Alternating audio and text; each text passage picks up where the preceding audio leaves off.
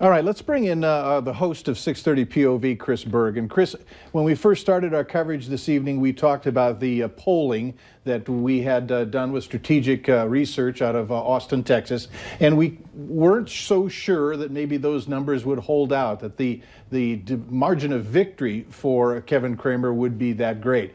Turned out to be just about spot on. Just about spot on, and we talked about that. I mean, many people are saying this was going to be a very, very close race.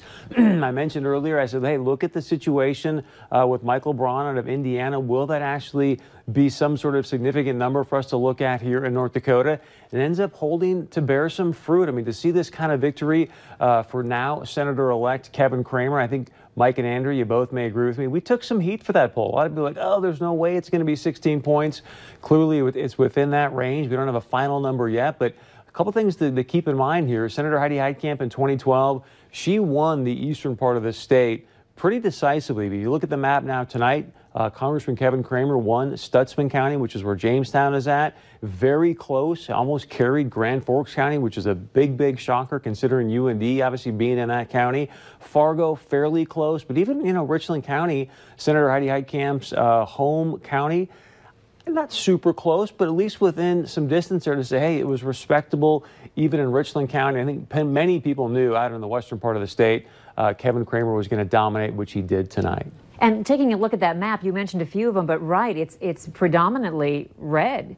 When you look at that NBC map, red versus blue, some of the cities that you thought would be Heitkamp are not. You're spot on. I think Congressman Kevin Cramer, if you got a chance to see what he said there, I should say Senator-elect now, but towards the end, I think one of the most stunning things about this race, guys, that a lot of people haven't talked about so far tonight, you got to remember, you had Senator Heidi Heitkamp with 25 million in a state of 700,000. We all know how cheap media is here compared to some other states across the nation. $25 million she had to spend versus Kevin Cramer's $5 million, 5-to-1 margin.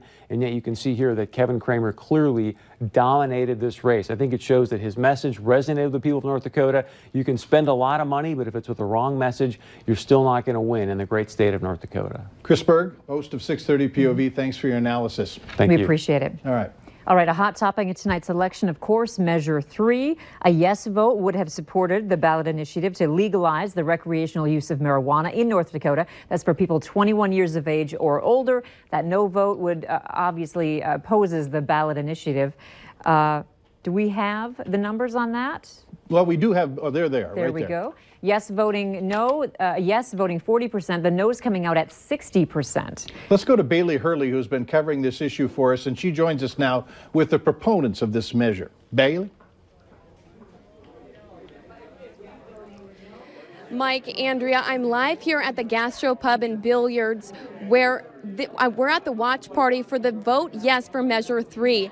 And although the numbers are low right now in favor of Measure 3, everyone here is remaining optimistic. Everyone says no one thought that this was going to be a landslide.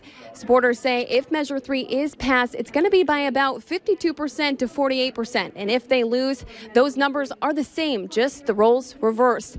They say that they expect the percentages to keep rising, saying that the absentee ballots and those early voter numbers are still being counted, and saying their supporters and their biggest activists for Measure 3 were those early voters. I'll be here throughout the night until those numbers are finalized.